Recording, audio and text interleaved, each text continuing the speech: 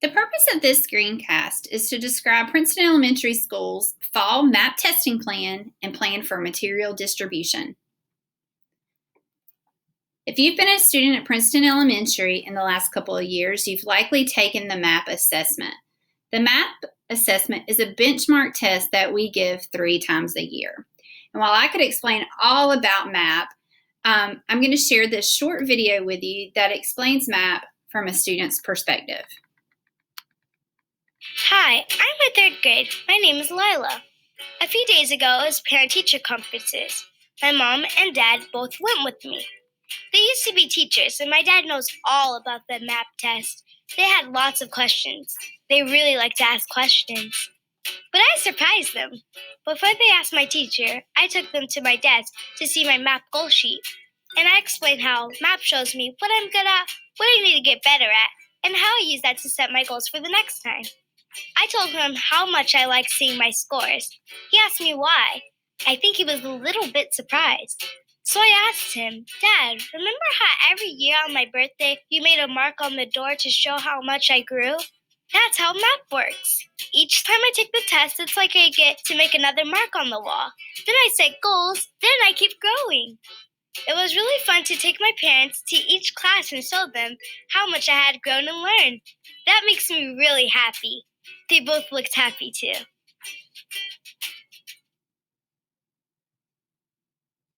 So as you can see, MAP is an important assessment for just helping us know where your students are and where they need to go next in their learning. There's no special preparation needed for this test, just your students' attention and best effort. So to support a successful test administration, we're offering parents and students 2 options. The first is to come into the building for face-to-face testing by appointment with your child's teacher. Or, if you prefer, we will have an online testing option. This past week, you should have received a call from one of our teacher assistants or your child's teacher to schedule your appointment preference. We will begin MAP testing the week of September 14th, and we're going to use our cohort groupings to begin testing. On Monday and Tuesday, we will test cohort A, and on Thursday and Friday, cohort B. If students opt for online testing, that testing will occur on Wednesdays.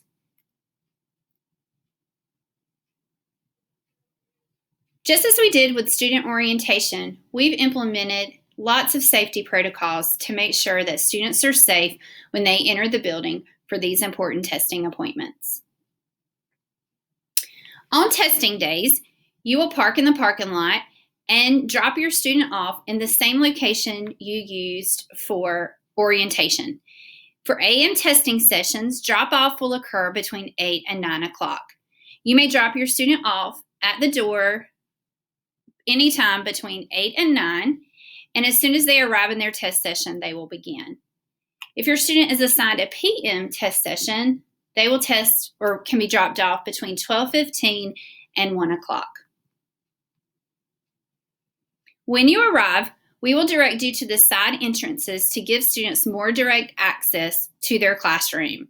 Signs will be set up outside to guide you to the correct door, and we'll also have guides out front to assist.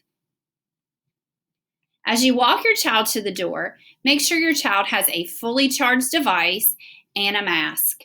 This is really important. We've assigned all of our Chromebooks, so we really need your student to bring his or her Chromebook for testing, and for safety purposes, we will ask that students wear a mask while in the building.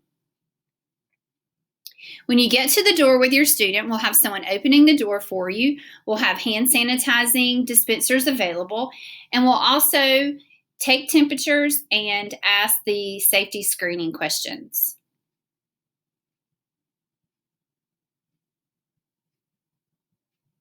At this point, you will be able to leave your student in the very capable hands of our staff who will walk your student to their classroom testing location.